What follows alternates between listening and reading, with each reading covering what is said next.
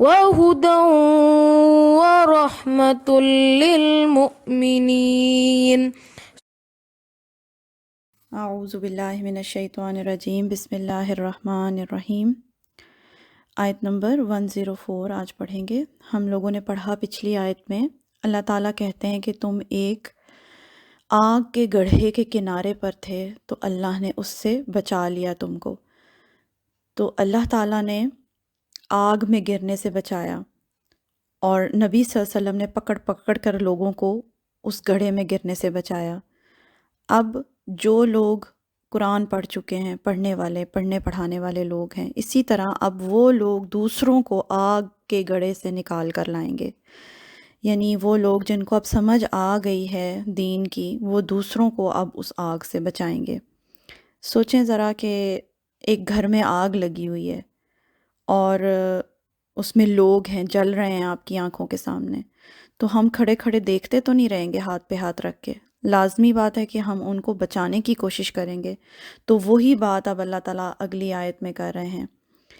وَلْتَكُمْ مِنْكُمْ أُمَّةٌ يَدْعُونَ إِلَى الْخَيْرِ وَيَأْمُرُونَ بِالْمَعْرُوفِ وَيَنْهَوْنَ عَنِ المنکر، اور چاہیے کہ تم میں ایک گروہ یا ایک امت، ایک تو پوری امت ہے نا، مسلمانوں کی پوری امت، اور پھر اس امت میں سے بھی ایک گروہ ایسا ہو، ایک جماعت ایسی ہو، وہ کیا کرے،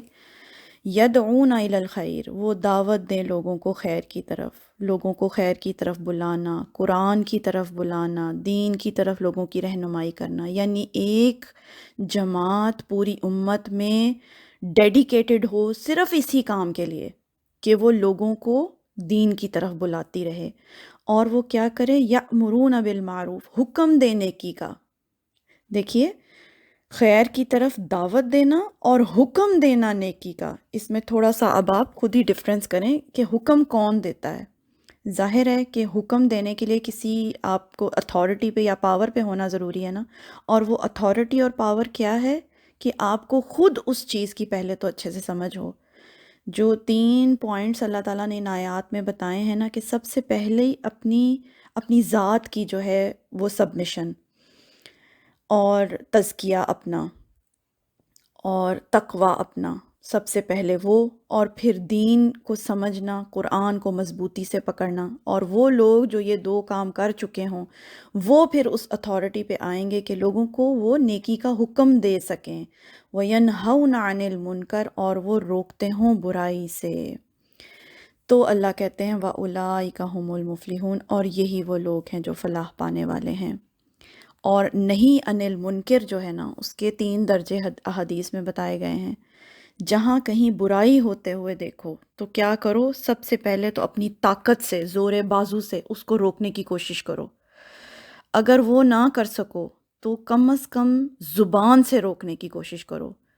اور اگر یہ بھی نہ کر سکو تو کم از کم دل میں اس کی نفرت رکھو، اور یہ ایمان کا سب سے کمزور درجہ بتایا گیا ہے۔ اللہ تعالیٰ کی عظیم جو ہے ہدایات ان 3 آیتوں میں اچھے طریقے سے سمجھ لیجئے کہ سب سے پہلے سبمیشن، تقوی کا حصول، پھر اس کے بعد قرآن پر مکمل طور پہ آپ کی گرفت، اور پھر تیسرے درجے پہ پھر آپ میں وہ کوالٹی ہے کہ آپ پھر لوگوں کو دین کی طرف بلائیں اور نیکی کا حکم دیں اور برائی سے روکیں اور دین کو امپلیمنٹ کروائیں۔ حکم دینے سے یہاں پر کچھ مفسرین نے یہ بھی بات لی ہے کہ صاف ظاہر ہے کہ امپلیمنٹ تو وہی گروہ کر سکتا ہے نا کسی کام کو جس کے پاس کوئی اختیارات ہوں، اتھارٹی ہو۔ اسی سے پھر خلافت کا ہونا بھی ثابت ہے کہ خلافت ہوگی، کچھ لوگ ایسے ہوں گے امت کے اندر جو کہ لا امپلیمنٹ کروائیں گے، یعنی شریعت نافذ کریں گے۔ تو خلافت کا مقصد بھی اسی سے سمجھ آتا ہے، اور خلافت کا مقصد پھر کیا ہوگا، دعوت الی الخیر، دعوت دینا، خیر کی طرف بلانا لوگوں کو، امر بالمعروف، لوگوں کو حکم دینا نیکی کا، اور پھر نہیں عن المنکر، وہی جماعت وہ یہ کام کرے گی، لوگوں کو پھر برائی سے بھی روک کر رکھے گی۔ اور انڈیویجول لیول پر بھی اگر کہیں پر بھی مسلمان مل کر رہ رہے ہیں کسی بھی جگہ پر، جیسے یہاں باہر کے ملکوں میں ویسٹ میں مسلمان کمیونٹی ہے، اس کمیونٹی کے اندر بھی ایک گروہ لازمی ایسا ہونا چاہیے جو قرآن سیکھنے سکھانے والا ہو، اور جو فل ٹائم یہ جاب کرے کہ لوگوں کو دین پر جما کر رکھے، لوگوں کو قرآن کی طرف بلاتا رہے، اور دعوت الخیر اور یأمرون بالمعروف وینہون عن المنکر کا کام کرتا رہے۔ وہ جہاں کہیں بھی مسلمان ہوں ان کے اندر ایک جماعت یہ موجود رہنی چاہیے، تو وہی لوگ پھر کامیاب ہونے والے ہیں، وہی لوگ پھر فلاح پانے والے ہیں۔ تو یہ آیت تھی، انشاءاللہ تعالیٰ آگے چلیں گے۔ سبحانک اللہم و بحمدک، اشہد ان لا الہ الا انت، استغفرک و اتوب الیک۔